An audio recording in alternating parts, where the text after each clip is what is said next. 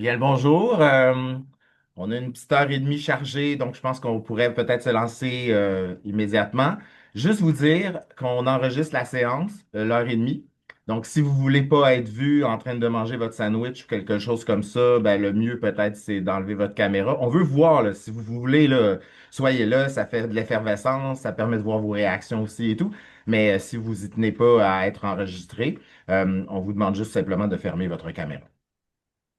Je passerai la parole à Madame la directrice de l'Observatoire des profilages, Madame Céline Bello, pour commencer. Alors, bonjour tout le monde, bienvenue à ce webinaire. On commence généralement nos webinaires à l'Observatoire par une reconnaissance du territoire non cédé. Donc, je vais reconnaître qu'au sein de l'Observatoire et que l'UDM sont situés en territoire autochtone, lequel n'a jamais été cédé. Montréal, Tiohtià:ke est historiquement connu comme un lieu de rassemblement pour de nombreuses Premières Nations. Nous savons aussi que l'utilisation des technologies comme le virtuel de ce midi découle d'un extractivisme gigantesque qui affecte les droits de plusieurs peuples autochtones dans le monde. Dès lors, nous, membres de l'Observatoire, nous engageons à défendre les principes de solidarité et de respect aux côtés des premiers peuples dans la communauté et dans nos activités, notamment en ce qui a trait et particulièrement sur le thème du jour, les campements et les enjeux de l'itinérance des Premières Nations. Alors, quelques mots sur l'Observatoire. L'Observatoire, c'est une structure de recherche partenariale qui regroupe plus d'une quarantaine de chercheurs, une vingtaine de partenaires communautaires institutionnels en défense des droits et 80 étudiants diplômés qui proviennent de disciplines aussi variées que le travail social, le droit, la criminologie, les sciences politiques, la sociologie, l'administration publique. Les travaux de l'ODP portent sur les pratiques et les expériences de profilage dans les secteurs de la police, de la justice, des services correctionnels, de la protection de la jeunesse, de la santé, des services sociaux, ainsi que sur la migration. Ils assurent une veille et une vigilance et ils visent à développer de nouvelles connaissances sur ces pratiques et ces expériences, ainsi qu'à développer des plaidoyers pour soutenir des changements dans les politiques et les pratiques institutionnelles qui permettraient d'y mettre fin. Voici donc maintenant, je vous souhaite un bon webinaire. Je te repasse la parole, Bernard. Ben, merci Céline, puis merci beaucoup à l'Observatoire des profilages d'être partie prenante de l'organisation de cette conférence. Euh, ben, merci aussi d'être présent en aussi grand nombre. Euh, Évidemment, les campements, c'est un sujet qui est fortement d'actualité, un peu comme plein de phénomènes ou problématiques associées à l'itinérance. C'est un phénomène qui peut apparaître totalement insoluble, ingérable, inréglable, avec tout ce que ça peut avoir comme effet ou transpiration de sentiments d'impuissance qui peut en émerger. Aujourd'hui, on n'arrive pas du tout avec une baguette magique. On veut par contre essayer de mettre les choses en perspective, dans une perspective un peu comparative. On veut aussi approfondir la réflexion sur le sujet. Donc, pour les nombreux acteurs qui sont issus des municipalités qu'on attendait aujourd'hui, vous n'aurez pas de best practices nécessairement. On va aborder des initiatives intéressantes, mais on est vraiment plus dans un contexte de posture. Je me présente, je m'appelle Bernard Saint-Jacques, je suis à la base un inconditionnel descendant du milieu communautaire. Actuellement, je suis consultant, je m'intéresse plus particulièrement aux enjeux d'itinérance, de justice, de profilage, ainsi que de la participation citoyenne des personnes en situation de marginalité. Je suis aussi agent de planification et conseiller aussi à la chaire Réseau de recherche sur la jeunesse du Québec. Aujourd'hui, l'objectif, c'est de faire sortir les réalités vécues autour de l'enjeu des campements, mais on va se baser pour ce faire sur 5 villes différentes: Gatineau, Granby, Laval, Longueuil, Montréal et Québec. On va donner la parole pour ce faire aussi à des personnes issues de concertation régionale. Je pense, on peut penser que des gens qui sont issus de concertation régionale sont des gens qui ont une vue d'ensemble sur un phénomène comme celui de l'itinérance puis des campements, un regard politique, un regard sociologique, un regard de services nécessaires et tout. Et donc, il y a une grande richesse aujourd'hui à avoir 4 5 personnes de 5 6 villes différentes pour venir justement nous aborder cette dynamique de par leur perspective. Je dirais que c'est l'originalité de cette conférence qui émane aujourd'hui. Euh, on veut aussi faire davantage, comme je le disais un peu, plus dégager des postures pour aborder la question des campements que de simplement arriver avec des initiatives qui peuvent apparaître faciles ou des pratiques dites exemplaires. Donc, on veut donner aussi un ton aller dans une perspective de sensibilisation et d'apaisement face à ce phénomène qui, pour plusieurs, effectivement, certainement, est dérangeant. Puis aussi, ben, s'élever au-delà de la simple surface des choses, des petits entrefilets dans les journaux qui ne veulent pas dire grand-chose, ou même sur certaines vues, il faut se le dire, de certains politiciens qui dégagent dans nos espaces publics et médiatiques notamment. Dans notre audience, vous, aujourd'hui, en fait des petites statistiques. Ben, je vous dirais, vous êtes environ 48%, 48,1% du communautaire, évidemment, toujours en grande force. Il faut souligner aujourd'hui quand même 21,7% du monde municipal. Donc, hein, on voit que la préoccupation par les municipalités, et les municipalités, là, il y en a, là. Je pourrais vous nommer facilement une quinzaine de villes qui sont représentés aujourd'hui, certains en masse, en quantité, et d'autres avec quelques représentants. Et aussi, on a 18,1% des milieux davantage institutionnels, ce qui touche davantage le réseau public québécois, les différents ministères, les différentes institutions et organismes là, paragouvernementaux. Voilà pour ça. L'ordre du jour de la journée, on va commencer par une intervention d'ouverture avec des aspects un peu plus théoriques, puis on va se plonger dans la situation spécifique à Montréal. Et ensuite, on va avoir un échange avec l'ensemble de nos panélistes là, que je vais vous présenter à mesure qu'ils vont arriver, j'allais dire sur scène, mais on va dire dans le plus gros de l'écran. Les aspects qu'on va discuter avec le panel, qui va représenter quand même plus de la moitié de notre événement, c'est la genèse de la manifestation du phénomène des campements. C'est la problématique, comment elle s'est développée dans la ville en question et cette dynamique-là. La situation plus actuelle avec des initiatives qui sont réalisées, souvent des pratiques assez innovantes pour faire, pour gérer, pour encadrer les différents campements. Puis on va finalement se pencher sur les perspectives, de quoi on peut s'attendre. Je ne vous cacherai pas qu'on vous a accroché en disant État des lieux post-électoral, c'était le nom de notre truc, mais en parlant avec mes collaborateurs des différents regroupements, on s'est dit, ben, c'était pas tant. Les élections n'ont pas tant porté sur les campements et tout, puis ça ne change pas nécessairement des choses. Puis dans tous les cas, on peut imaginer aussi des perspectives. Donc la spécificité électorale n'est pas tant ressortie de nos échanges. Ce qui ne veut pas dire que ça va être inintéressant, au contraire, ou qu'il n'y a pas d'enjeu spécifique aux élections. On est quand même avec plein de nouvelles administrations qui vont devoir faire face à ce phénomène-là, mais ce n'est pas autant ressorti. Ensuite, on aura un commentaire et une analyse développée pour la fin, un mot de la fin finalement d'une personnalité politique qu'on va parler bientôt. Fait que on est beaucoup de monde, donc je vous le dis tout de suite, il n'y aura pas d'échange spécifique avec le public, ça va vraiment plus être une interaction avec les panélistes. Toutefois, on tâchera, si c'est possible, de publier certaines de vos remarques issues du chat. Si vous nous faites des remarques dans le chat, on va vous envoyer un courriel à la suite de l'événement avec différentes documentations et l'enregistrement qu'on aura aujourd'hui. Et on y joindra des paroles, des commentaires que vous avez pu en faire. On va essayer de le faire. Mais ça va être un petit peu difficile d'utiliser autrement qu'avec simplement nos panélistes la prochaine heure et demie. Je remercie déjà d'entrée de jeu quelques personnes qui ont contribué à l'événement. Déjà, je vais la présenter dans pas longtemps, mais il y a Véronique Lapalme qui, pour moi, est vraiment une source effrénée de matière à réflexion sur cet enjeu. Combien de fois on s'est assis devant un café pour avoir une discussion, gratter la tête pour essayer de trouver des pistes à ce phénomène-là et tout. Et vous allez voir le fruit de ces réflexions. On remercie aussi les presses de l'Université du Québec. Vous allez comprendre un petit peu pourquoi plus vers la fin de l'événement. Notre personnalité publique, que je remercie aussi, José Boileau, qui est journaliste et chroniqueur, qui va avoir le dernier mot de notre rencontre aujourd'hui. Puis évidemment, ben, nos collaboratrices indispensables de l'Observatoire des profilages, Stéphanie Hood et Madame la directrice de l'Observatoire des profilages, Céline Bello. Fait que voilà pour ça. Je me tais et je cède la parole à notre intervention d'ouverture. Cette dame est candidate au doctorat en travail social à l'Université de Montréal. Elle fait, c'est drôle à dire, hein, mais son doctorat sur la question spécifique des campements. Et elle est justement en train de faire son terrain en ce moment. Donc, elle va nous présenter un peu quelques éléments théoriques essentiels à savoir sur les campements, un petit historique et l'état des lieux montréalais. Et aussi, ce qui va être particulièrement intéressant, c'est d'avoir des réflexions sur son terrain de recherche qu'elle est actuellement en train de mener. Alors voici, mesdames et messieurs, Véronique Lapalme. Bonjour, merci Bernard pour cette belle introduction. Je vais juste diffuser à l'écran ma présentation.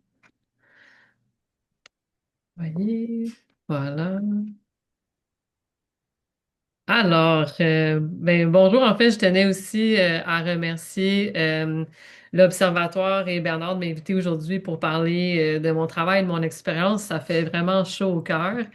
Donc, comme Bernard le disait, je suis au doctorat en travail social et dans le cadre de ma thèse, je mène actuellement un terrain de recherche sur les campements dans Hochelaga-Maisonneuve. Donc, je viens de passer en fait 6 mois avec les personnes en campement afin de mieux comprendre leur réalité, leurs besoins, leurs défis, comment elles s'organisent et comment elles survivent.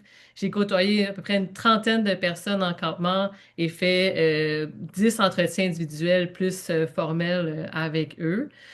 Donc maintenant, je suis en train de faire des entretiens avec les personnes qui habitent autour des campements dans le quartier pour comprendre leur réalité puis leur perspective. Et dans une prochaine étape, je vais aussi sonder les travailleurs, travailleuses de rue. Puis aussi, j'ai fait une panoplie d'entretiens informels avec différents groupes qui gravitent autour des campements, ne serait-ce que, par exemple, des compagnies de sécurité, la ville, et aussi des organismes un peu plus militants qui sont autour des campements. Donc, il y a tout un travail que j'ai dû en arriver là, j'ai dû réaliser pour en arriver à amener ce terrain-là. J'ai beaucoup lu, documenté le sujet des campements, ce qui m'amène aujourd'hui à vous en parler. Euh, donc, en termes de, en fait, c'est quoi les campements, comment c'est arrivé, tout ça. C'est sûr que les campements ont existé avant la pandémie de la COVID-19, mais c'est vraiment, en tout cas, pour ce qui est de Montréal, c'est à ce moment-là qu'on a vraiment commencé à avoir un phénomène plus grandissant et que les gens s'installaient réellement dans l'espace public de manière importante. Donc, la pandémie de la COVID-19, surtout par exemple dans Hochelaga-Maisonneuve, on voit effectivement une réduction des places dans les centres d'hébergement d'urgence, mais aussi des gens qui préféraient peut-être s'installer à l'extérieur pour éviter la contamination et bien sûr toute une augmentation de la précarité économique et, qui est liée à la pandémie. Euh, la crise du logement aussi, le manque de logements abordables et le faible taux d'inoccupation dans certaines régions québécoises. Mais pour ce qui est de Montréal actuellement, si on se promène, on voit qu'il y a il y a des logements à louer, mais c'est clairement pas des logements qui sont à des prix abordables pour les personnes qui sont soit sur l'aide sociale ou qui sont à faible revenu. Donc, cette crise-là, bien sûr, là, a définitivement un impact sur l'apparition des campements. Et donc, on voit aussi une augmentation des loyers importantes, des coûts de location et une pénurie de logements sociaux et des engagements de l'État en lien avec les logements sociaux. On voit aussi certains quartiers plus populaires, sans bourgeoisie, en fait, et des évictions aussi de résidents et résidentes à faible revenu, des inégalités sociales croissantes, aussi avec des impacts sur les populations vulnérables. On observe également des politiques publiques qui sont insuffisantes à ce moment-ci en matière de logement. Donc, si on pense aux politiques publiques en habitation, par exemple, ou des politiques publiques qui touchent l'itinérance. Quand la dernière politique a été créée en 2014 en itinérance, c'est sûr qu'on n'avait pas pensé qu'en 2020 ou en 2025, on serait vraiment pris avec une réalité telle qu'elle est présentement par rapport au campement. Donc, on voit vraiment des politiques d'itinérance qui sont inadéquates face à l'augmentation des campements. Puis aussi, on voit une capacité d'accueil limitée des services des centres d'hébergement d'urgence qui répondent pas aux besoins nécessairement de certaines personnes, mais certains centres d'hébergement d'urgence sont juste complètement débordés et doivent refuser quotidiennement des demandes d'aide et des demandes d'hébergement. Mais il y a aussi différentes barrières qui sont rattachées aussi au centre d'hébergement d'urgence, donc des règles trop strictes, des barrières d'accès, donc des personnes qui sont barrées, en gros, des centres d'hébergement d'urgence. Moi, j'ai rencontré cet été, puis encore tout récemment, des gens qui étaient en campement parce qu'elles s'étaient fait mettre à la porte du centre d'hébergement d'urgence et vu qu'il n'y a pas d'autres centres d'hébergement d'urgence dans le quartier, ben, elles ont dû s'installer en campement le temps que leur situation avec le centre d'hébergement d'urgence se règle. Il y a aussi des gens qui préfèrent carrément juste s'installer en campement euh, et avoir une meilleure autonomie, une plus grande intimité, une plus grande liberté. Certaines aussi vont dire que les centres d'hébergement d'urgence, c'est déshumanisant, les conditions de vie sont pas toujours bonnes en centre d'hébergement et aussi il y a plus d'autonomie, de liberté et d'intimité pour elles. On voit aussi, bien sûr, qu'au Québec, c'est quand même assez relativement nouveau dans les 5 dernières années, par exemple, mais d'autres provinces comme la Colombie-Britannique et l'Ontario, on voit que les campements existent depuis un moment. Et présentement, si on regarde même les provinces, les autres provinces canadiennes, les autres territoires, il y a des campements partout et les municipalités, les provinces sont à gérer, en fait, ce phénomène grandissant là. En ce qui a trait à la gestion municipale des campements, là, je vais vous parler plus particulièrement de Montréal. On a vu au fil des années, par exemple, que sous l'administration Plante, que les arrondissements géraient la gestion des campements de manière très variable. Donc, nécessairement, ils ne suivaient pas toujours les règles qui étaient émises par la ville-centre, mais géraient la question des campements un peu à leur façon. Certaines géraient ça de la même façon que la ville-centre, mais d'autres trouvaient des manières alternatives, plus de tolérance en fait envers les campements. Et donc, en général aussi, sur le plan montréalais, certains campements sont tolérés, d'autres ne sont pas. Il y a souvent la question d'incendie, de sécurité qui revient. Et aussi, pendant toujours l'administration Plante, on voit que à travers les médias et tout, que la ville ne reconnaît pas les campements comme une forme d'habiter et que ça ne devrait pas être toléré. C'est pas une façon digne de vivre. Et donc maintenant, avec la nouvelle administration, c'est sûr que ça fait pas si longtemps que ça qu'elle est en action, mais on voit déjà peut-être des changements qui s'opèrent, à voir comment ça va aller pour la suite des choses. Mais déjà, on voit la semaine dernière, il y a une annulation d'un démantèlement dans Rosemont et aussi la ville a carrément annoncé que la ville de Montréal-Nord a dit qu'il y avait un malentendu suite à un démantèlement dans Montréal-Nord, alors que on voit vraiment il y a une solidarité citoyenne à certains égards par rapport au campement. Et donc, il y a des tensions même qui sont là, même si aussi on peut voir qu'il y a des tensions qui sont présentes du côté des d'autres personnes domiciliées qui, elles, sont plus contre. Donc, les municipalités sont un peu forcées à gérer ça. Mais on voit vraiment là un changement de cap un peu dans la gestion des campements. Il y a aussi une création d'une cellule de crise qui est dédiée à l'itinérance et entre autres les campements et aussi un protocole, l'élaboration d'un protocole qui encadre les campements. Donc ça, c'est en cours. On verra comment ça va et le tout. Et aussi, la mairesse Martinez a aussi annoncé une fin au campement d'ici 2030. Donc, en attendant, elle appelle vraiment à la tolérance et tout ça. Je pense aussi qu'actuellement, le constat, c'est que la présence des campements est quand même assez inévitable. L'attente pour un logement social est longue. Les places en maison de chambre sont limitées. Puis c'est souvent la seule option qui est abordable pour plusieurs. Puis les loyers disponibles sont dispendieux, donc c'est pas une option possible. Et l'accès aussi à certains programmes de subvention loyer, tout ça, demeure assez limité où les gens sont pas à l'affût nécessairement que cette option-là existe. Et donc, aussi, j'en parlais tout à l'heure, mais les centres d'hébergement d'urgence sont souvent également débordés. Donc, ça fait en sorte que c'est un peu inévitable d'avoir des campements dans notre portrait actuel. Puis après, il y a certaines personnes que moi j'ai rencontrées même sur le terrain qui préfèrent habiter en campement. C'est leur mode de vie, faire communauté, s'entraider dehors et tout ça, avoir une autonomie. Mais je sais que c'est pas un mode de vie qui fait consensus, mais je tiens quand même à souligner que ça existe. Par rapport de plus près à mon terrain, donc j'ai depuis juin, en fait, c'est ça, je m'occupe un peu de longer, de sillonner la piste cyclable sur Notre-Dame dans Schlager-Maisonneuve, dont justement il y a un campement qui est à côté d'une piste cyclable et des résidences juste de l'autre côté. Donc le campement en tant que tel, il traverse environ 25 rues et avenues avec des tentes présentes aussi plus loin aux extrêmes est et ouest. Donc, c'est un campement qui est actif depuis 2020, avec des moments où il n'y avait pas de tente, où il y a d'autres moments qu'il y en avait plus, et d'autres périodes comme maintenant où il y en a vraiment beaucoup.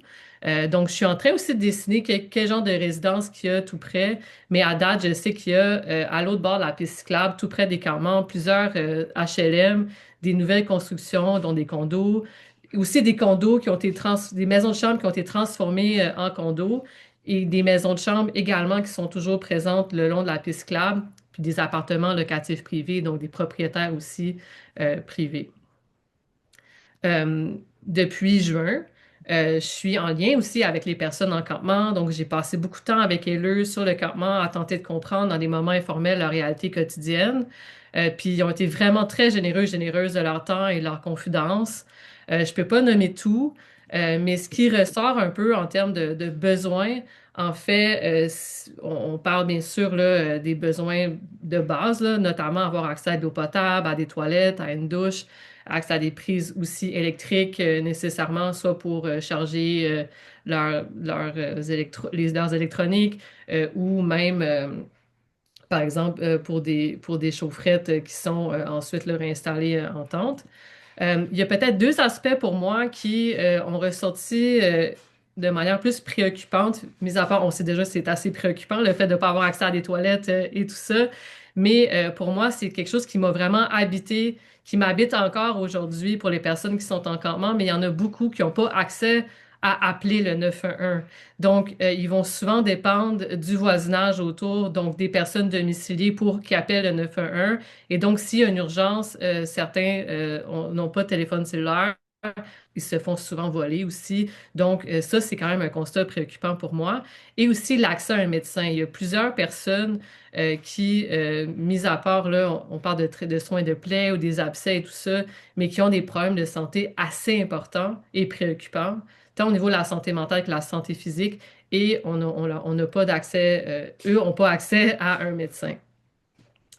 Les gens aussi font leurs besoins dans des seaux, dans leurs tentes, dans des sacs. Donc ça aussi, tu sais, c'est facile à dire et tout ça, mais moi, quand je le vis sur le terrain avec eux, c'est comme ils vont à la toilette.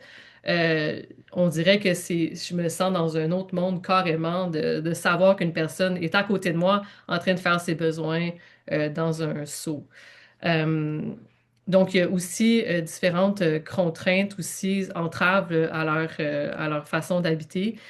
Donc, on parle bien sûr là, d'accès limité aux toilettes, aussi beaucoup de vols, les intempéries. J'ai entendu beaucoup d'histoires d'interpellations policières récurrentes. Donc, à 4 heures du matin, les gens se font réveiller par la police parce qu'ils les cherchent ou ils cherchent quelqu'un en particulier ou ils cherchent une personne qui est sous un mandat et tout ça. Donc, ça peut aussi créer là, certaines contraintes où ça peut être contrariant aussi également de vivre ça. Je sais pas comment je vais par rapport au temps, mais j'ai bientôt... On a fini. Pardon? On a fini. On a fini? Je OK. comprends. Euh, donc, en gros, juste par rapport à tout ça, je vais sauter la section de tous les autres acteurs actrices qui gravitent autour. Mais en gros, je vois vraiment l'effort qui est déployé de plusieurs acteurs actrices pour régler, en fait, ou pour aider, faciliter la vie, notamment des personnes en campement. Puis ici, il y a une image que j'ai captée des personnes en campement qui remercient un col bleu de ramasser, en fait, les poubelles. Et un des aspects aussi pour moi par rapport aux personnes qui sont en campement, c'est que j'ai vraiment ressenti une réelle volonté de leur part à connecter avec moi, écouter de la musique, chiller dans le parc, jaser de tout et rien, se dire des jokes plates, passer du temps ensemble. Puis à la fin de mes entretiens avec un campeur, puis je ressens vraiment là, le besoin de créer des liens sociaux pour eux. Donc, à la fin d'un de mes entretiens avec un des campeurs, je lui ai demandé s'il y avait quelque chose à ajouter, un message à envoyer avec le temps aussi qui s'est passé depuis l'entretien. Euh, et je le trouve très beau et touchant, ce message-là. Donc, c'est quand les gens voient le monde dans la rue, passez pas tout droit, passez pas tout droit. Donc, je pense que ça souligne aussi une volonté de vouloir reconnecter aussi avec le voisinage et tout. Et aussi, je pense que l'important de se parler, de se concerter, de faire des conférences comme aujourd'hui, c'est très important. Donc maintenant que la table est mise, je cède la parole à Bernard et je vous remercie. Merci beaucoup, Véronique. Dans ton l'avant-avant-dernière slide, dans les préoccupations qui étaient vécues, les jeunes, je pense que des gens, c'est que ce qu'on constate, c'est que il y a vraiment des difficultés au quotidien de vivre dans les campements qui sont présentes. Fait que d'avoir une pression supplémentaire de l'extérieur, ça vient juste s'ajouter à des enjeux. Je pense justement à la question des vols que tu évoquais, Véronique. Le simple fait de vouloir aller à une bouffe communautaire le midi, tu abandonnes ta maison, qu'est-ce que tu apportes? Tu mets tout dans ton sac à dos, tu repars avec, tu te laisses ça là, mais tu risques de te faire voler et tout. Fait que, tu sais, même, fait que dans ton quotidien, il n'y a rien qui est facile dans ce quotidien-là, même si c'est le choix ou pas le choix ou le choix contraint de ces personnes. Alors, on va aller en panel maintenant. Puis Véronique devrait nous revenir un peu plus tard. On a déjà un petit peu de retard. Donc, on va y aller en fil conducteur, plus sur la forme de questions-réponses là, que sur des prises de parole plutôt fixes. Donc, on va partir plus des enjeux plus liés à la genèse. On va approfondir la problématisation qu'on voit, aller de plus en plus vers les initiatives réalisées puis les perspectives. Euh, pour ce qui est de l'historique des campements de base, il y a deux villes que c'est important, je pense, de faire ressortir la base de où c'est parti. Ça a été vraiment des lieux laboratoires. euh, Puis vraiment intéressant. Puis je pense ici à Gatineau et Granby. Puis on voulait demander d'abord qu'on mette en place, qu'on exprime un peu qu'est-ce que ça avait de l'air, euh, l'organisation de ces campements-là. Puis là, je parle de plus issu de 2021, 2022, 2023. Là, on parle d'il y a quelques années. Où sont devenus un petit peu entre guillemets, les modèles ou les choses à ne pas faire, ou en tout cas, peu importe, il y a ces spécificités-là. Fait que, Alexandre Galland, t'es bien présent? Bonjour tout le monde. Fait qu'Alexandre Galland, il est coordonnateur du collectif régional de lutte en itinérance à Outaouais, spécialiste de la ville de Gatineau en particulier. Fait qu'Alex, essaie donc de nous expliquer un petit peu plus là, comment il se passe tout de toute façon à Gatineau. C'est toujours la meilleure ou la pire des places. Raconte-nous comment, de façon aussi exceptionnelle, c'est mis en place la logique des campements, ces raisons. Ben, en effet, écoute, en Outaouais, c'est toujours un peu particulier. Nous, tu sais, pour faire un petit visuel, mettons, presque tout s'est passé à l'intersection du ruisseau de la Brasserie et du boulevard Almetière. OK? Gros boulevard bien passant, petit ruisseau. Là-dedans, on a un aréna, on a notre seul centre d'hébergement d'urgence en Outaouais de 60 places et beaucoup de stationnement. Et là, c'est la fin de la pandémie. Le centre d'hébergement qu'il avait fait dans l'aréna est parti. Il reste une halte chaleur. Et là, les gens ben, commencent à s'installer. C'est beaucoup des gens qui ont perdu leur logement pendant la pandémie. Et donc, c'est ça. Les gens commencent à s'installer là parce que c'est proche des services, parce que ils- c'est ça. Ils commencent à s'installer là et en même temps, c'est aussi un endroit qui a été fréquenté par des campeurs depuis pas mal toujours. On peut penser au Creekside dans les années 50 où il y avait littéralement un bidonville à cet endroit-là. On peut aussi penser au projet pilote de campement qui a été fait en 2016. Fait que, tu sais, il y a quand même un historique de campement à cet endroit-là. Et là, c'est ça. Les gens commencent à s'installer en 21-22, tranquillement, pas vite. Et là, à cette époque-là, il y avait encore des démantèlements sauvages de la part du SPVG. Mais les organismes communautaires étaient là. On essayait de protéger les gens tant bien qu'on pouvait. Et là, d'année en année, de 21 à 23, disons, avec beaucoup de représentation au conseil municipal, on a réussi à faire adoucir les choses. Euh, oui, effectivement, c'était un campement autogéré, petit projet pilote qui a fonctionné sur certains aspects, sur certains d'autres. Mais bref. Donc, les organismes communautaires ont fait beaucoup de représentations au niveau politique pour faire en sorte que les gens arrêtent de se faire démanteler, arrêtent de se faire détruire et jeter tout leur matériel de survie. Euh, Ça a quand même bien marché.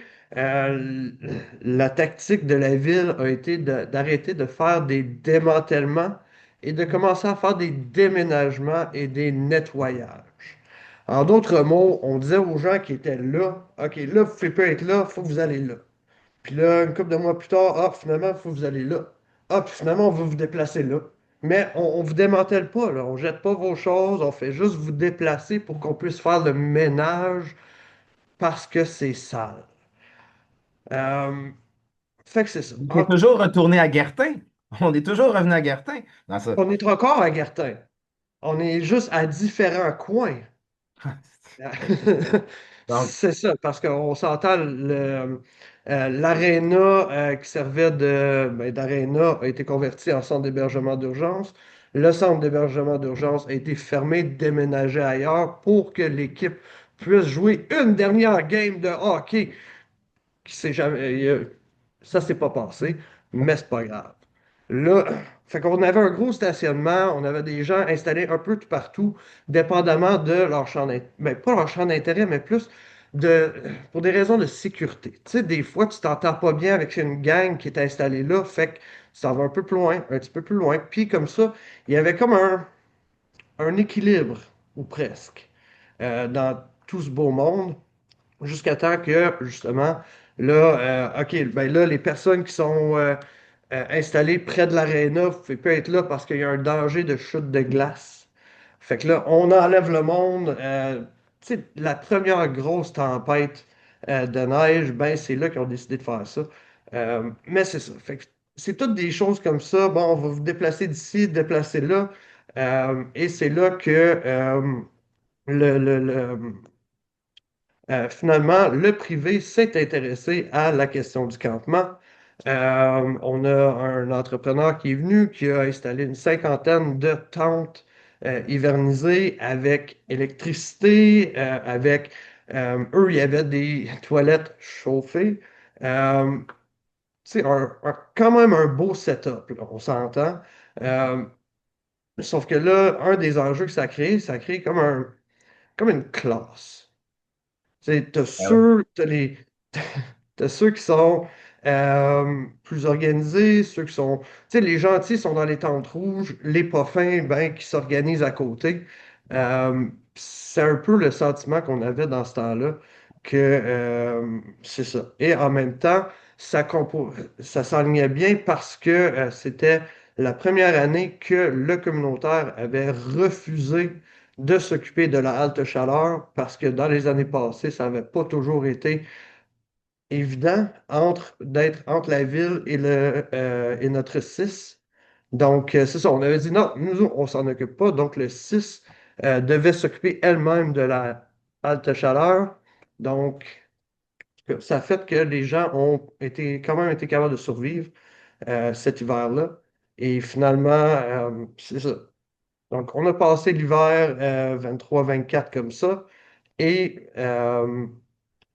s'en est suivi l'année 24 où, là encore, c'était des déménagements après déménagements pour faire de la place pour le nouveau projet de conteneur dont je suis certain que vous avez déjà entendu parler.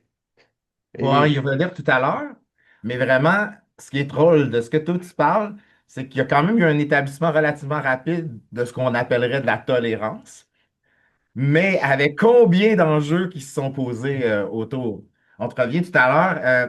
Puis ça, ben, c'est vraiment, je sais pas, peut-être pour vous, ça a l'air naturel chez vous aujourd'hui, mais à Granby, à Gatineau, on parle de ça il y a 3-4 ans, là, la mise en place d'une situation comme celle-là.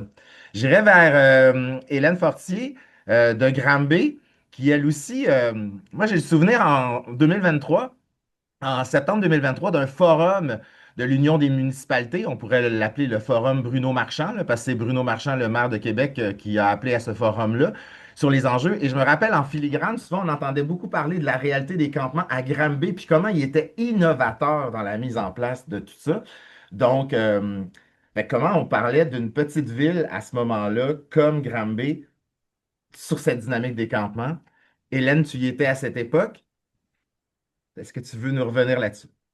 J'ai absolument rien compris. Ben, bonjour tout le monde. J'ai absolument rien compris parce que tout a gelé. Ben vas-y, nous on t'entend bien. Donc, bloque la genèse de la situation à Granby. Bon, ben, en fait, où j'ai entendu, c'est que tu disais, bon, il y a eu un forum au niveau des municipalités. Fait que moi, je peux commencer à parler de l'été 82, pas 82, l'été 2022, où, en fait, la municipalité a fait un projet pilote. Les campements étaient tolérés, mais de façon informelle, où les policiers disaient, exemple, aux travailleurs de rue, ben, envoyez-les là, envoyez-les dans tel parc, etc. Fait que, puis il y avait des règlements là, pour ces campements-là. Puis suite à ça, la ville de Granby a décidé de mettre en place un projet pilote où ils ont pris un parc qu'ils ont dédié pour la permission de faire des campements au niveau des personnes en situation d'itinérance. Qui était près du centre-ville, près de la soupe populaire. Puis à la fin du projet, ben, ce qui s'est quand même passé pas si mal, mais c'est sûr qu'il y avait des enjeux au niveau de la cohabitation sociale comme on retrouve ailleurs. Les travailleurs de rue, à un moment donné, ils ont dit ben ça prendrait des toilettes. Fait que la ville avait amené des toilettes, les travaux publics allaient chercher les déchets. Quand ils ont mis fin au projet pilote, pour nous autres, c'était un démantèlement, mais pour la ville, c'était la fin d'un projet pilote. Ben là, à ce moment-là, il y avait quand même, la ville avait quand même offert des endroits pour entreposer les choses des personnes qui, les choses, vu que le campement était démantelé. Par contre, personne n'est retourné aller chercher les choses. Puis à ce moment-là, la ville avait mis un site web avec un onglet itinérance pour les citoyens. Fait que les personnes qui étaient inquiètes, les personnes qui voulaient porter plainte pouvaient le faire en se nommant, mais aussi en le faisant dans l'anonymat. Puis ensuite, il y a eu l'année 2023 où là, par l'expérience de 2022, ben là, ils ont mis, il y avait trouvé deux endroits où ça aurait été possible de faire des campements. C'est que c'était dans un parc, puis derrière le cimetière. Le parc, ça a été rapidement enlevé comme solution parce que dans le voisinage, il y a quelqu'un qui avait été volé. Bien entendu, c'est tombé sur le dos d'une personne itinérante. Par contre, l'histoire nous a prouvé que finalement, c'était pas une personne en situation d'itinérance qui avait fait le vol. Et au cimetière, on aurait pu penser, ben, derrière le cimetière, on aurait pu penser que c'était une belle solution, mais finalement, ça n'en était pas tellement une, dans le sens que il y a eu il y avait beaucoup de violence entre eux et des tentes éventrées. Tu sais, quand tu parlais tantôt, Bernard, qu'il y avait des vols, ben effectivement, fait qu'il était rendu que quelqu'un restait au campement pour que les autres aillent se nourrir pour s'assurer qu'il n'y ait pas de vol, tu sais. Fait que, mais ça a été pas mal ça. Puis, il avait choisi ces endroits-là pour, en fait, pour qu'il y ait moins de réglementation à faire appliquer, pour que les personnes en situation d'itinérance soient un peu plus libres, mais aussi pour avoir moins de plaintes des citoyens à cause de la cohabitation. Les femmes ne se sentaient pas en sécurité non plus sur ce site-là, bien entendu. Fait ils se sont retrouvés près de Moisson-Granby, où là, ils ont été tolérés. C'était sur le bord de la rivière, mais il y avait beaucoup d'enjeux de sécurité, un peu comme M. Galland disait, là, des abris de fortune. Fait que c'est pas mal ça qui s'est passé là, dans les débuts. Mais je vous rappelle encore, on est quand même il y a quelques années où il n'était pas supposé avoir de tolérance, où on était à l'épiphénomène. Puis encore une fois, je constate qu'il y a quand même eu une vraie réaction des acteurs du milieu. Puis que même quand il y a eu le projet pilote, l'année suivante, on a quand même essayé de faire quelque chose.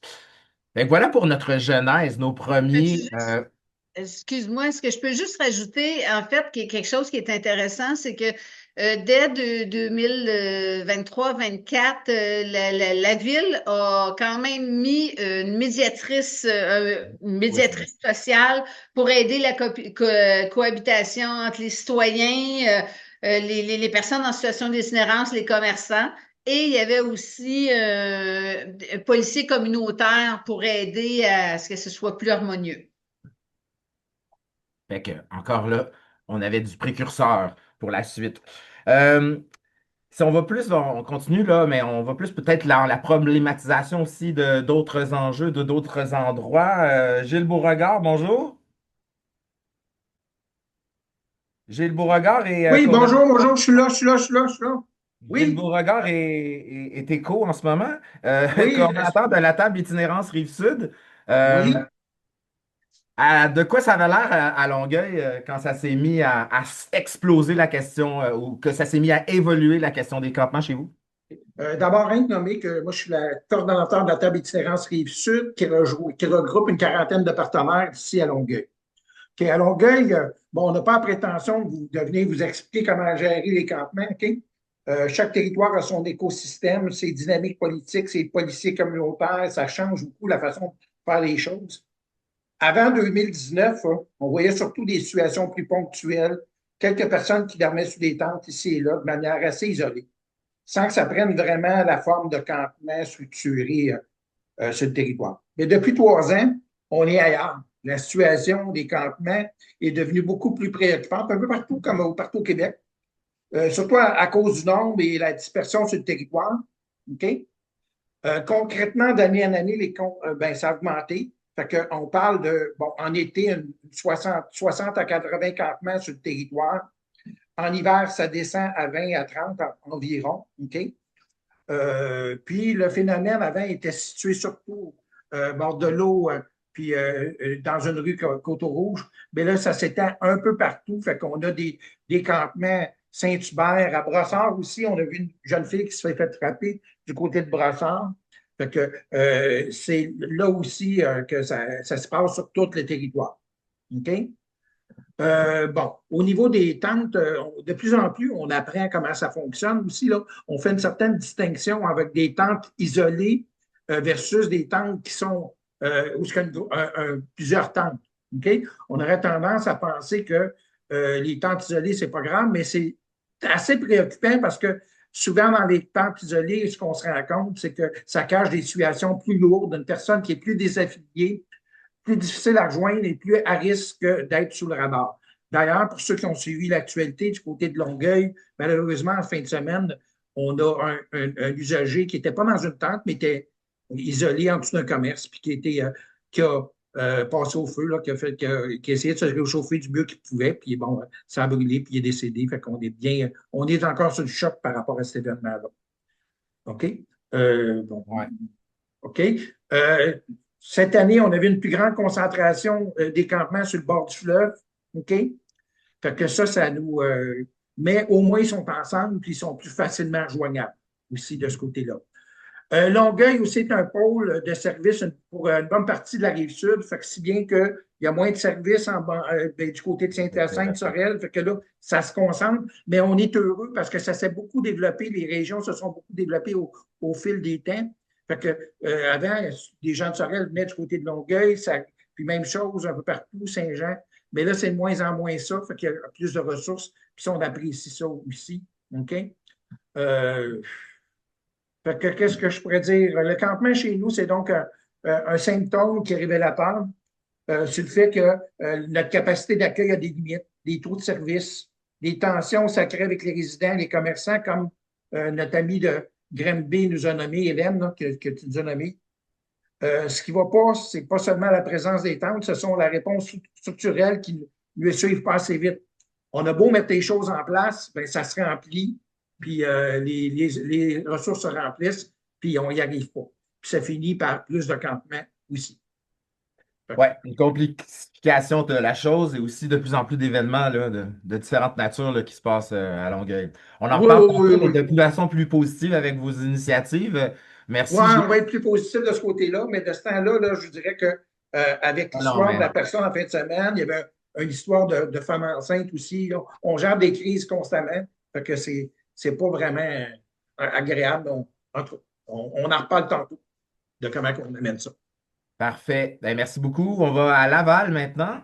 On va aller rejoindre Marie-Hélène Boucher, qui est sur le conseil d'administration du REUL, qui est le regroupement des organismes en itinérance de Laval, et qui est aussi, à ses moments perdus, aussi directrice de la Maison Dominique. Alors, Marie-Hélène, vous, on a eu du bon, du moins bon et du bon chez vous? Ben, chez nous, à Laval, que, tu sais, c'est reconnu au Québec, là, la capitale des campements. Tout le monde, c'est pas de ça dont on parle le plus quand on parle de Laval. C'est seulement en 2023 que les campements ont commencé à être officiellement répertoriés là, chez nous via urgence sociale. Il y a eu depuis ce temps-là seulement 45 signalements qui ont été trouvés, qui viennent autant des citoyens et des citoyennes qui sont dérangés par les campements que des gens qui sont inquiets et qui demandent de l'aide pour les campeurs, les campeuses. En général, on a 7 à 10 campements actifs là, de 1 à 5 personnes chacun. Fait que c'est pas un phénomène qu'on dirait majeur. Mais pour nous, c'est devenu très, très actuel à l'automne 2023 quand la Ville a voulu revoir le règlement sur la qualité de vie. La première version interdisait complètement les campements, aucune tolérance, puis on abordait avec autant de répression la mendicité et la sollicitation. Et puis c'est quelqu'un de la municipalité qui nous a contacté au REUL pour avoir notre avis sur cette refonte. Avis que nous n'avions pas parce qu'on n'était juste pas au courant de la chose. Fait qu'en catastrophe, on a rédigé et inscrit une question à l'ordre du jour du conseil municipal. Pourquoi est-ce que vous nous avez pas consulté sur une question aussi importante? Et on a gagné. Le règlement n'a pas été soumis au conseil municipal ce soir-là. On a pu mettre sur pied un comité de mobilisation au REUL, rencontrer la ville à plusieurs reprises pour exposer le point de vue sur la question. Et après presque 2 ans de travail, il y a un cadre d'intervention municipale en matière d'itinérance qui a été formellement adopté au conseil municipal. Je raconte ça rapidement en 3 minutes, mais ça n'a pas été simple. Il y a eu de la résistance dans l'appareil municipal, beaucoup de sensibilisation qui a dû être fait, mais je dirais qu'il y a 2 personnes clés à la ville qui ont été capables de pousser la réflexion et le travail pour créer une politique qui s'inspire quand même, je dois le dire, des meilleures pratiques. C'est-à-dire éviter la surréglementation et traiter chaque campement individuellement avec une approche concertée. Donc, c'est essentiellement ça qui s'applique là, en matière de campement actuellement à Laval, notamment grâce à un comité mixte sur lequel il y a, oui, la sécurité incendie, la sécurité civile, mais aussi des travailleurs, travailleuses de rue, des groupes communautaires, le rôle. Et ce comité-là se réunit à tous les 2 semaines pour discuter des campements actifs, planifier les interventions, faire les suivis. Mais surtout, je pense qu'il est important, ce comité-là, c'est aussi un lieu où on peut rappeler les valeurs qui ont été adoptées dans ce cadre-là, et la première étant le vivre ensemble. Il y a aussi des notions d'accessibilité, d'équité, d'inclusion et d'intégration. Et on peut aussi mettre en pratique là, les principes directeurs qui doivent sous-tendre les actions en matière d'itinérance sur le territoire, c'est-à-dire la personne citoyenne d'abord, qui indique que la précarité définit pas la citoyenneté de la personne, et aussi que ce sont des réponses collectives qui doivent être trouvées, donc construites ensemble avec le communautaire, et c'est inscrit dans le plan, et les personnes concernées. J'espère que je suis dans le temps, dans mon petit 3 minutes. Voilà. Ben, merci, Marie-Hélène. Fait qu'on constate que même s'il n'y a pas nécessairement une si grande ampleur, il y a une volonté affirmée quand même là, de collaborer quand il y a des situations de campement. On va aller dans ce que j'appellerais plus un zoo, dans la mesure où on va dans une plus grosse ville où une situation est beaucoup plus intenable. Je m'en vais plus vers Marie-Lie Plante. Bonjour Marie-Lie, coordonnatrice au RAIC, le regroupement pour l'aide aux itinérants et itinérantes de Québec. Comment ça se passe à Québec? Comment ça se passe à Québec? Ben, on n'y échappe pas, nous autres non plus, dans la capitale nationale. Là, comme partout ailleurs, là, on observe vraiment une augmentation significative de l'itinérance visible et des campements. Dans l'ensemble du territoire, là, je vais parler plus de la ville de Québec aujourd'hui, mais comme je disais, là, on couvre la capitale nationale, donc ces enjeux-là, on les voit là, autant dans les quartiers centraux, les centres urbains que les secteurs plus périphériques, les banlieues, puis même dans les régions plus éloignées, là, si on pense à Portneuf et Charlevoix. Fait que c'est plus un phénomène qui est ponctuel ou qui est anecdotique là, à Québec, c'est vraiment devenu une réalité qui est bien ancrée les communautés. C'est une stratégie de survie là, des personnes là, qui ne trouvent plus d'alternatives adaptées. Véronique là, en parlait un peu plus tôt là, de l'insuffisance des ressources, l'inadéquation des services là, aux besoins spécifiques des personnes. Fait que pour illustrer l'ampleur de la situation à Québec, là, on monitore les taux d'achalandage des ressources en hébergement d'urgence et des répits à chaque année. Puis en 2024, c'est 20 000 refus par manque de place qui ont été comptabilisés. On est en train là, de finaliser l'exercice pour cette année, mais selon les échos qu'on a, les données qu'on a à ce jour, là, la tendance se maintient, voire serait encore en augmentation. Donc, c'est assez préoccupant là, quand même comme état de situation. Pour la question des campements là, à Québec, là, la Ville applique une politique de tolérance zéro par rapport aux campements. Donc, les gens n'ont pas le droit de diriger campement selon les règlements municipaux. Mais il faut quand même préciser qu'il n'y a pas de chasse là, systématique de la part des acteurs municipaux au campement. Il peut y avoir une certaine forme là, de tolérance informelle quand même. On ne démantèle pas systématiquement tous les campements. Les interventions sont surtout réactives, déclenchées par des plaintes citoyennes ou des interventions là, ciblées pour des enjeux de sécurité, comme ça a été là, nommé un peu plus tôt aussi. Là, par exemple, je ne sais pas si vous êtes familière avec la géographie du centre-ville de Québec, mais dans la falaise entre la Haute-Ville et la Basse-Ville, là, il y a souvent des gens qui vont aller s'installer dans ces endroits-là, puis il y a différents risques là, liés à soit des éboulements, des chutes ou glissements de terrain, etc. Fait que pour Québec, l'enjeu majeur, c'est vraiment le manque de protocole clair, si je peux dire ça comme ça.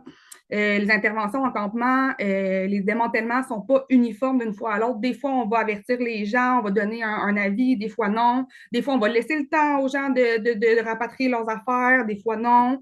Il y a vraiment un flou dans les pratiques là, et ça crée quand même là, beaucoup d'instabilité autant pour les personnes qui vivent en campement que pour les intervenants et intervenantes qui sont en lien avec ces personnes-là.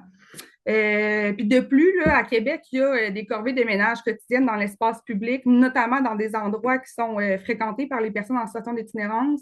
Fait que chaque jour, il y a des équipes là, d'entretien accompagnées par le service de police qui visent à nettoyer les espaces. Donc, on demande aux personnes de se déplacer, de quitter. Puis souvent, cette intervention-là, ben, ça va résulter dans des effets personnels qui sont jetés sans le consentement des personnes. Ces pratiques-là, combinées à l'absence d'un protocole clair en matière de démantèlement, de campement, ça rajoute vraiment une imprévisibilité dans les interventions qui est subie par les personnes. Puis il y a plusieurs enjeux là, qui découlent de ça, qui nous sont ramenés là, par nos membres et par les acteurs et actrices terrain. Fait que, par exemple, quand un campement là, est démantelé, les effets personnels là, sont très fréquemment jetés.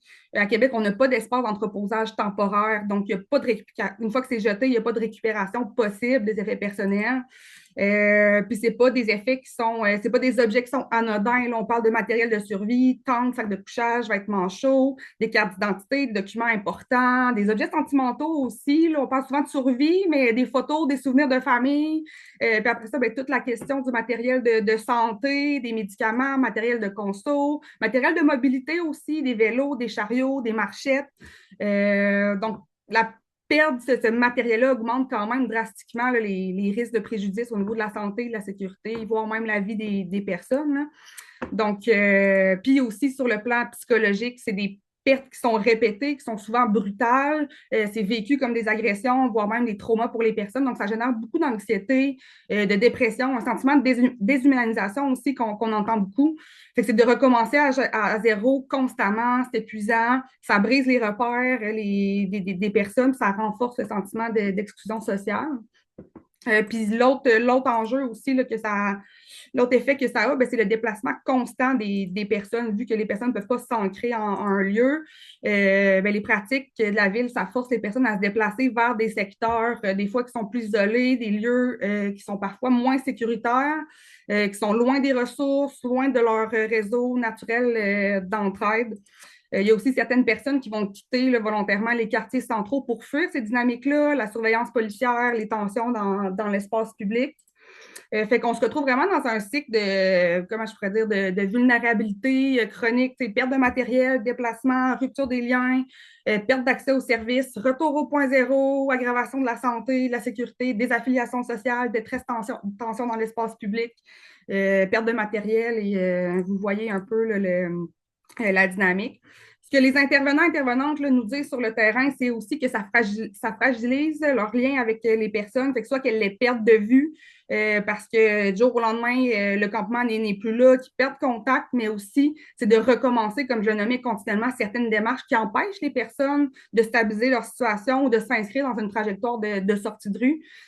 Puis au contraire, ben, ces pratiques-là contribuent activement à la complexification et la précarisation des conditions de vie des personnes. Et la municipalité ne semble pas encline, ne serait-ce que on est pour les démantèlements, mais au moins on va s'assurer de garder les choses aux gens. On sent que la Ville a quand même des préoccupations sincères là, en matière d'itinérance, mais sur la question des campements, il n'y a pas nécessairement Il n'y a pas cette même ouverture-là. Pardon? Il n'y a pas cette même ouverture-là là-dessus. Ben, il n'y a pas de leadership clair au niveau politique, ni de réelle concertation entre les acteurs sur le terrain sur la question spécifique des campements. La Ville de Québec est bien active sur le plan de la cohabitation, mais on sent qu'il y aurait peut-être des efforts supplémentaires à faire sur cette question-là spécifiquement. Dans le contexte actuel, vu l'ampleur de la crise, on ne peut plus vraiment faire de déni. Là, je ne sais pas si tu veux que je continue ou si tu m'arrêtes, puis on revient plutôt à cette question-là. On pourra revenir peut-être aussi un petit peu plus tard. Ouais, Mais, mais c'est vraiment un bon topo et j'espère que s'il y a des gens des municipalités, vous avez des amis dans la municipalité de Québec, mettons que comme Montréal, il n'y a pas si longtemps, en tout cas, Québec fait office de parent assez pauvre en matière de campement. J'espère que ça va avoir été quand même compris. Euh, on va aller peut-être un peu plus vers des initiatives ou des pistes un peu vers lesquelles on pourrait tendre. Euh, à Longueuil, mon cher Gilles, euh, tout ne va pas si mal. Vous avez quand même déployé beaucoup de choses. Vous avez une administration municipale relativement positive. Tu peux ouvrir ton micro. Et rapidement quand même, parce qu'il nous reste, veux pas, là, un Oui, 20 minutes de débat en panel. Fait que, OK. en rafale, là, les best practices de Longueuil avec OK. Mr. Beauregard. OK, go, Bernard. Je vais essayer d'être bref et assez rapide. Ben, effectivement, comme tu as dit, on est un peu chanceux. Catherine Fournier, c'est quelqu'un qui est pragmatique et humaine. Puis du côté de Longueuil, il y a une belle complicité qui s'est installée entre les partenaires, que ce soit la ville, les CIS, les groupes communautaires, puis l'ensemble des acteurs du milieu, OK? Puis ça c'est, ça existait. Là, ça s'est fait pendant la pandémie, mais ça existait avant ça aussi, là, avant la crise sanitaire. Du côté de Longueuil, on parle d'une quinzaine de personnes qui sont réunies autour de la problématique. 15 à 20 acteurs, des organismes communautaires, des équipes de rue, les policiers, les réseaux de la santé. Bon, c'est pas un réflexe qui est né d'hier.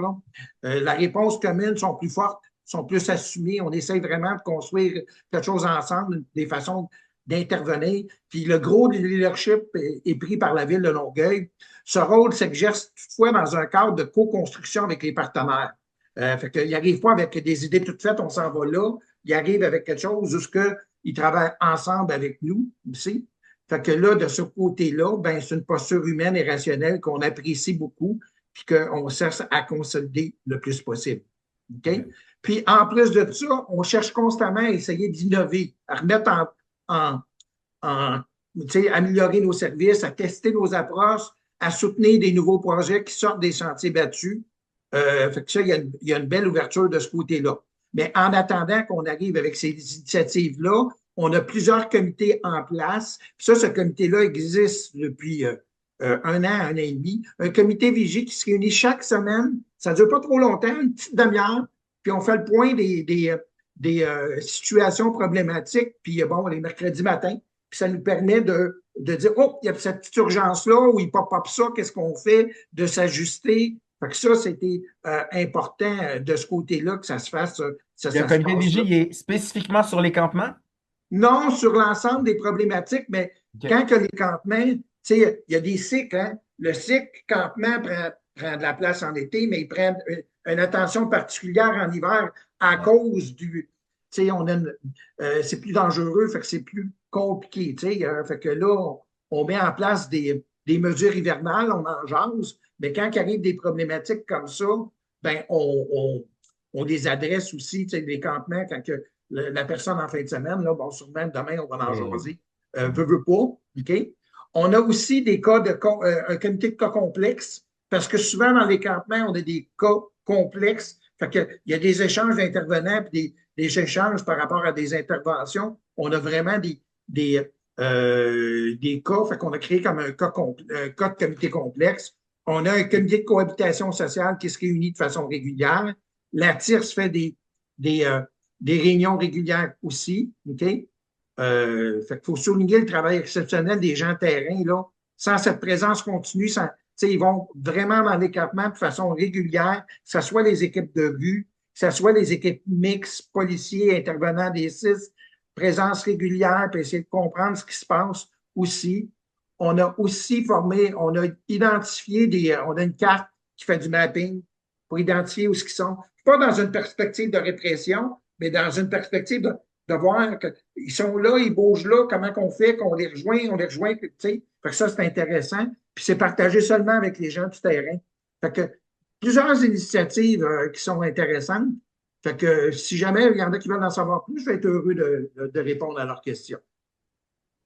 Absolument. Je disais aussi dans un article récemment, ça a déjà été tendu sur le bord du fleuve, mais Oui, j'avais entendu parler d'une connexion qui s'était faite entre la marina, les gens qui avaient leur bateau et les campeurs qui étaient à côté de la marina, près de la piste cyclable. C'est des bons moments de cohabitation pour casser le moule de l'intolérance et de même de l'impuissance par rapport à la situation des camps. puis on essaie de beaucoup documenter. Hein. Plus qu'on documente, plus qu'on fait une distinction entre un campement tout seul, des campements plusieurs. Il y a des phénomènes, différents phénomènes qui s'installent, des tentes où il n'y a pas personne dedans parce que, bon, ils chippent leur camp ailleurs. Puis bon, tu sais, là, ça donne l'impression qu'il y a plein de tentes, mais dans le fond, il y en a la moitié qui ne sont pas occupées. Fait que, il y a plusieurs perspectives à mettre en lumière et essayer de Ben, tu le comprendre. disais déjà tout à l'heure, déjà quand tu as un campement avec plusieurs tentes versus un isolé, évidemment que l'intervention ne sera pas la même et le contact là, que le milieu communautaire va avoir avec, c'est sûr que vous avez façon de Mais faire très différente. la plus belle chose qu'on a de notre côté, c'est la collaboration au niveau du travail. Là, à un moment donné, c'est un travail de co-construction, puis c'est pas, on n'est pas en train de dire c'est de la faute d'un, c'est de la faute de l'autre. On est en travail collectif. Super, Gilles, merci. Les amis, il nous reste 15 minutes avant notre mot de la fin. Puis on va continuer un petit peu. Je reviens à Montréal, Véronique. Il y a près d'un an, on a mis en place à l'Office de consultation publique de Montréal une réflexion sur l'itinérance et la cohabitation sociale. Est-ce que tu peux nous en parler un petit peu et surtout de ce qui en est découlé, entre autres la question spécifique des campements? Oui, ben brièvement aussi, là, le mandat qui avait été donné initialement à l'Office de la consultation publique de Montréal, c'était comment implanter des ressources d'hébergement en fait partout sur le territoire de manière harmonieuse. Et donc, la question des campements était complètement évacuée du mandat de l'Office de la consultation publique de Montréal. Toutefois, à partir du moment où que, là, il y a eu des audiences publiques et tout ça, et que les mémoires ont été déposées à l'Office, la question des campements revenait sans cesse, même au tout début de la période de questions et tout en janvier, où est-ce que justement la population pouvait venir poser des questions à l'Office et tout ça, et aux autres acteurs, actrices de la ville qui étaient présentes. Les gens étaient comme, mais qu'est-ce qu'on fait avec les campements? Pourquoi les campements sont pas dans le mandat de l'Office et tout ça? Et donc, par la suite, il y a eu des audiences publiques. L'Office s'est même promené là, partout dans les ressources communautaires pour aussi prendre le pouls des personnes en situation d'itinérance et tout. Puis, ils ont émis à la fin du mois de juin un mémoire où est-ce que, ben, on en parle finalement des campements parce que ça a habité carrément la consultation publique. Et à en venir à un point tel que l'Office de la consultation publique a émis comme recommandation un moratoire sur les démantèlements parce que, comme ça a été mentionné tout à l'heure, les démantèlements des campements, ça fait juste déplacer les gens à un autre endroit parce que ces personnes-là ont souvent nulle part autre où aller, puis ils n'ont pas d'alternative nécessairement là, pour régler la situation. Donc, pourquoi on démantèle? Puis, ça m'amène aussi à la question justement d'un jugement en fait, d'un processus qui est en cours présentement par rapport au campement Notre-Dame. Donc, un tronçon du campement en juin cette année les campeurs ont reçu un avis de démantèlement Et la clinique juridique itinérante a demandé là, de mettre, de stopper en fait ce démantèlement-là pour avoir un débat de fond là, sur la question de savoir ben, est-ce que ça, ben, en fait, en gros, est-ce qu'on démantèle quand le refuge au Cap-Saint-Barnabé dans Chaga-Maisonneuve, qui accueille déjà 350 personnes et qui refuse 20 à 30 personnes par jour, est-ce que est-ce qu'on peut démanteler dans un contexte où ces personnes-là n'ont pas d'endroit où aller et tout? Donc, en gros, ce sursis-là est toujours en cours et on le débat sur le fond, à savoir si on démantèle quand les gens ont nulle part autre où aller, va plus se passer en 2026. Donc, ça sera à suivre comme dossier. Mais je pense aussi, comme d'autres décisions qui ont eu lieu dans des provinces canadiennes, euh, ben, cette décision-là pour Montréal va peut-être avoir aussi un impact là, sur les autres municipalités, les autres villes parce que ça se passe présentement là, à la Cour supérieure. Donc, voilà. Merci. Je lis dans le chat Geneviève, justement, du Centre Le Havre, là, qui nous dit qu'il y a une bonne concertation qui se passe à Trois-Rivières. Des fois, à vous entendre, on dirait qu'il n'y a pas de problème, à part à Québec, là, comme on le vu avec Marie-Lie, mais pas qu'il n'y a pas de problème, mais il y a du potentiel pour encadrer les campements et pour s'assurer peut-être qu'il n'y ait pas de démantèlement, justement. Merci là-dessus. On va vraiment suivre à Montréal. Ça risque dans un an d'être. Ça peut en tout cas être complètement différent justement avec ce jugement et avec ce rapport de l'OCPM qui a tellement recommandé des choses différentes de ce qu'on est habitué d'entendre de la part notamment de nos politiciens sur les campements. Je reviens à toi, Hélène. J'espère que tu seras avec nous, Hélène de Granby. Bon, comment ça va là maintenant? Ben, ça va. C'est sûr que c'est pas parfait. Par contre, il y a une ouverture de la ville. On voit une amélioration dans la compréhension des besoins des personnes en situation d'itinérance. En 2022, il n'y avait pas le droit de faire de feu. Cette année, il y avait le droit de faire un feu pour se réchauffer, pour manger. C'est sûr que s'il y avait eu des dangers au niveau de la feu ça aurait été interdit pour eux aussi. Mais il y a ça. La ville allait le porter. Il y avait un site cette année près du parc, dans le parc industriel qui a quand même bien fonctionné. Il allait 3 fois par semaine remplir le 4 litres d'eau, puis à la demande, il pouvait y aller. Les travaux publics passent 2 fois par semaine pour ramasser les choses, puis les gens collaborent aussi. Les personnes en situation d'itinérance ont déjà préparé le sac, puis quand les travaux publics arrivent, ils le donnent. On est rendu avec 4 policiers communautaires unir de jour, de soir. Fait que, tu sais, il y a eu quand même une amélioration et il y a beaucoup d'équipes concertées, un peu comme M. Bourgard disait.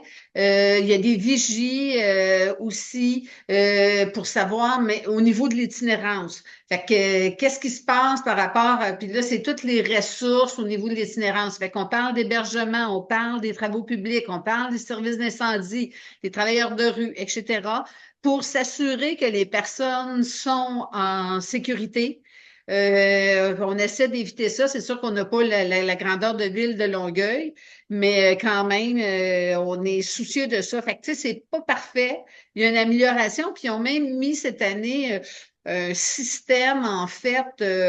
Les personnes devaient être sur ce site-là. Il y avait aucun autre endroit en ville que c'était toléré. Puis la ville les proposait de les amener, de les déménager là.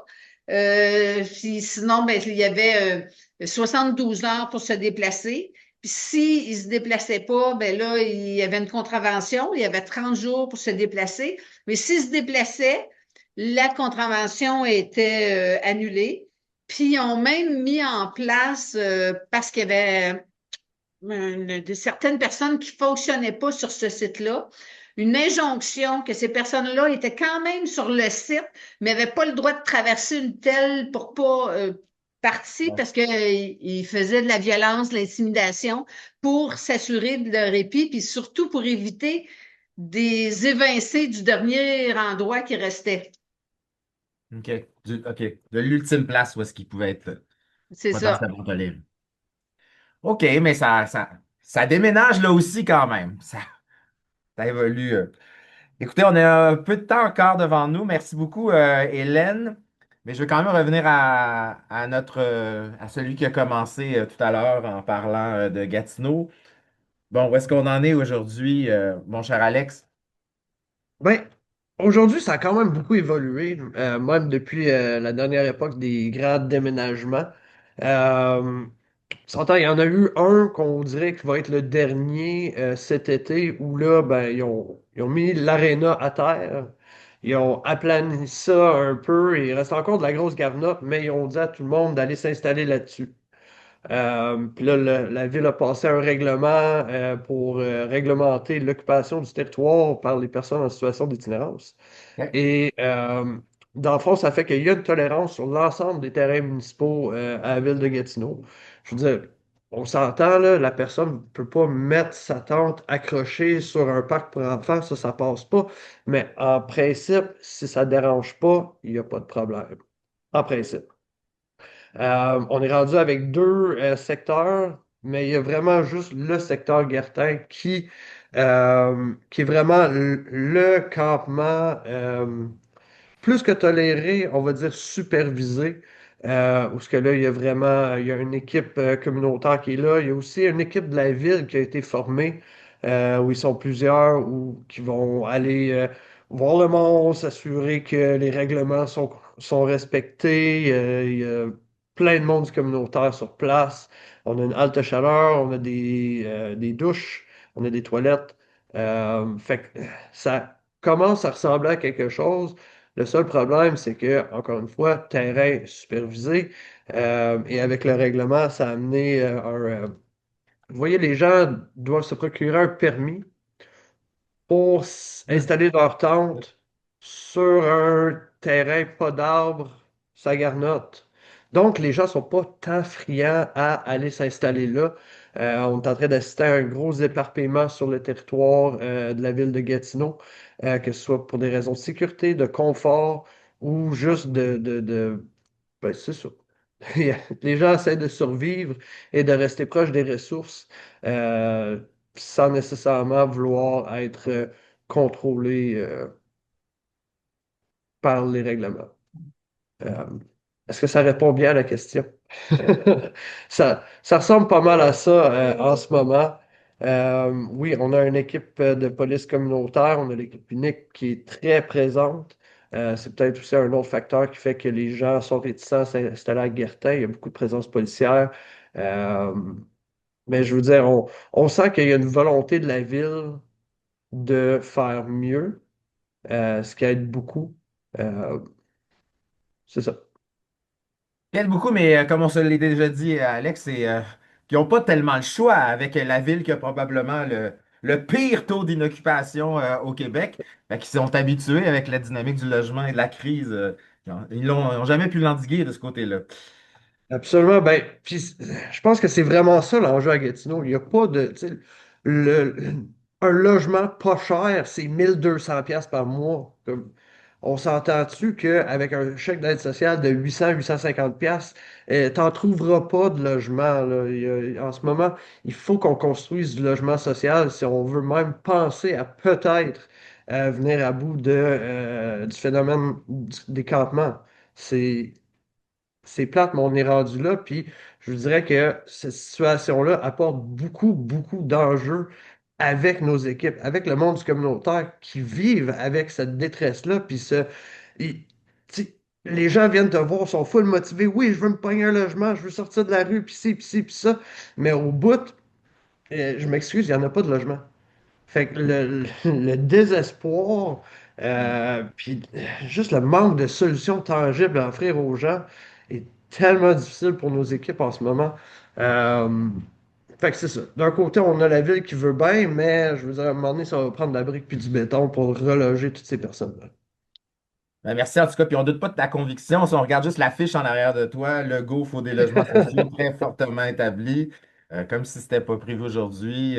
Ça reste toujours effectivement filigrane la question effectivement du logement. Puis on pourrait dire même particulièrement à Gatineau, encore plus peut-être qu'ailleurs. Québec, Marie-Lie, on va pas mal finir avec toi parce qu'on arrive vraiment à la fin. On va voir si on aura des petits mots pour finir, mais je te dirais que c'est toi qui as pas mal le dernier pitch.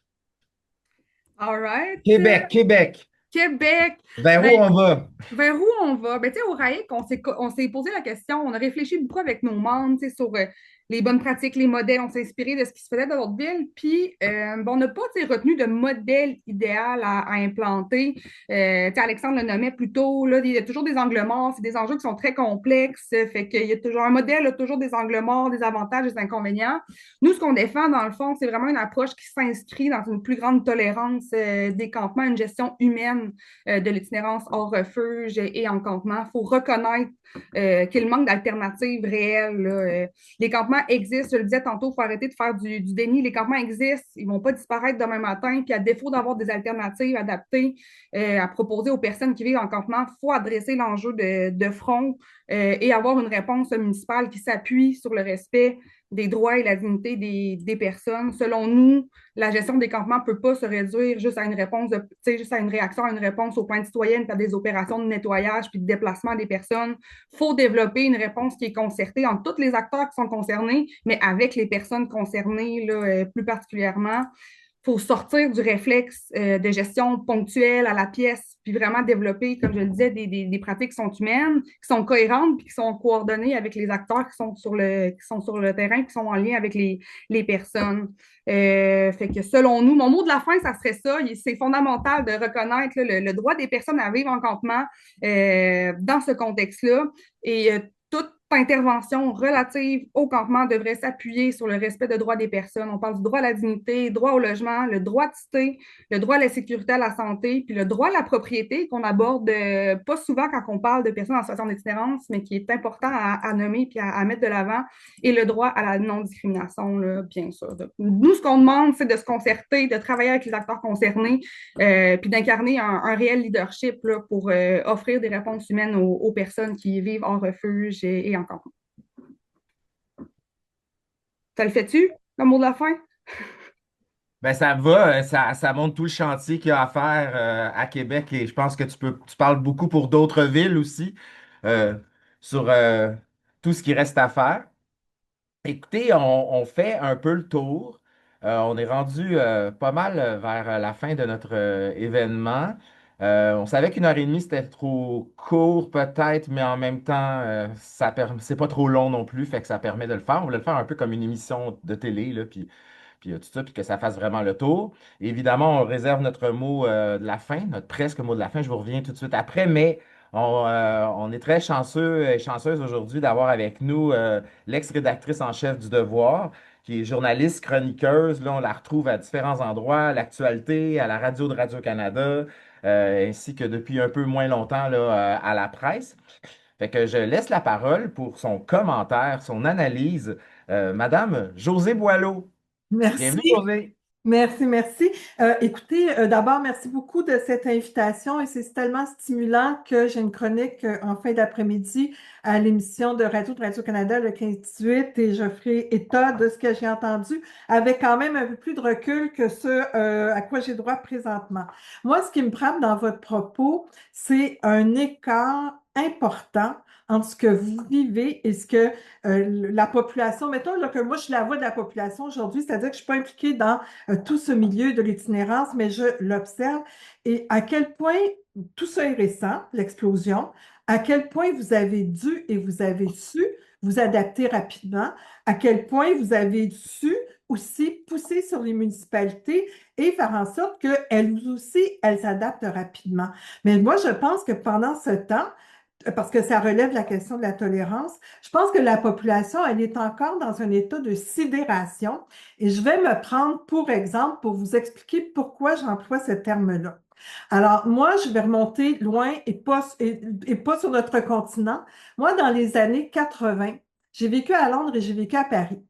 Et je me rappelle très bien à Londres en 1988, dans un quartier très bourgeois, là où il y a les cours de justice, un quartier bourgeois mais très touristique, il y avait un square où il y avait des campements d'itinérants. Je n'avais jamais vu ça. J'avais vu à Paris des gens qui logeaient sous les ponts, mais bon, ce campement-là, je m'étais dit, mon Dieu, c'était les années Margaret Thatcher. J'ai trouvé ça épouvantable. Je me suis dit, mais ouf!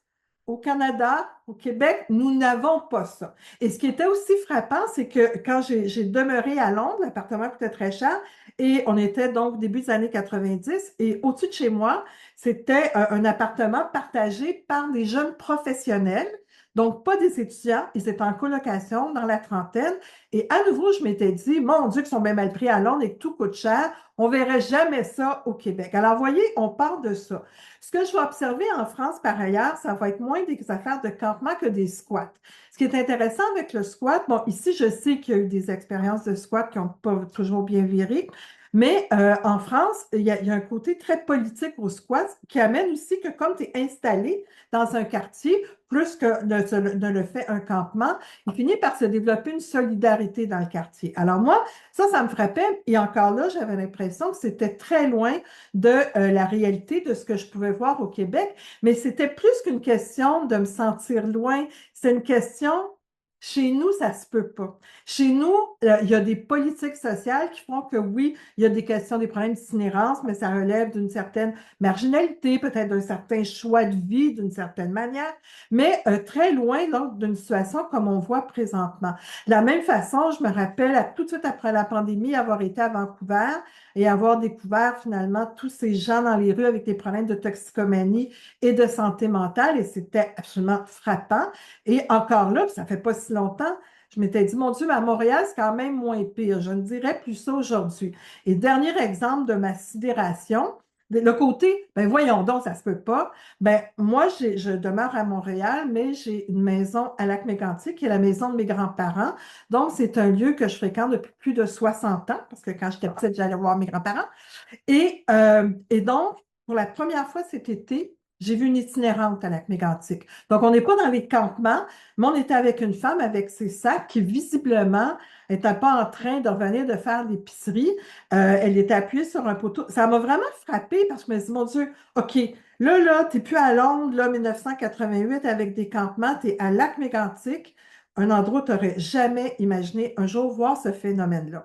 Et je pense que ma sidération, je pense qu'il y a encore beaucoup de gens qui sont dans ce côté-là. Ben voyons donc, on est-tu vraiment rendu là? Et nous qui ne sommes pas dans l'action comme vous, on a comme le luxe d'être sidéré, luxe que vous n'avez plus. Et moi, ce qui m'a frappé aussi dans tout ce que vous avez dit, ce sont vos rapports avec les municipalités. Alors, des gens plus à l'écoute ou des gens moins à l'écoute ou des gens qui ont une certaine espérance que les campements, ça peut être des faits, mais si on pouvait avoir des logements. Mais pendant ce temps, qu'arrive-t-il à Québec? Qu'arrive-t-il à Ottawa? Et je voyais, je ne suis pas très familière avec la question même des campements, mais je voyais quand même que la défenseure fédérale du logement réclamait l'an dernier encore, peut-être l'a-t-elle fait même en 2025, un plan national d'intervention pour améliorer les conditions de vie des résidents dans les campements. Point. Parce que Mark Carney nous a déjà parlé de ça, je ne suis pas sûre. Et donc, je me dis, la population a peut-être le droit d'être en sidération, d'avoir à s'habituer à développer une tolérance, mais je pense qu'à Québec, à Ottawa, il me semble qu'ils n'ont plus le droit d'être dans cet état-là. Et je vous souhaite que, au-delà des comités d'entente et tout ça, et ça, je trouve ça formidable qu'on en arrive à ça, qu'il reste aussi, je sais qu'il y en a qui ont fait des pressions politiques sur les gouvernants, mais je trouve ça de plus en plus incompréhensible que Québec et Ottawa ne se sentent pas concernés par des situations qui traversent tout le territoire. Alors, je vous souhaite d'avoir encore beaucoup d'énergie pour continuer de nous brasser la cage collectivement et politiquement. Ben, merci beaucoup de votre écoute. Eh bien, merci. En ces termes-là, José, que vous abordez ça à Radio-Canada avec Annie Desrochers au 15-18, on va être certainement emballés. Ça va mettre de la publicité sans mettre de pression et sans vouloir vous influencer sur le contenu. Ben, merci beaucoup de votre participation. Euh, Avant de vous laisser, ben, vous allez retrouver dans le chat, là, on va vous faire un lien vers la section événements du site web de l'Observatoire des profilages, là, pour si vous voulez être au courant des différentes activités et événements qui sont à venir. On, C'est tout au long de l'année que des webinaires et des conférences là, offerts par l'Observatoire des profilages avec pour chercheurs, pour personnes des différents milieux et tout.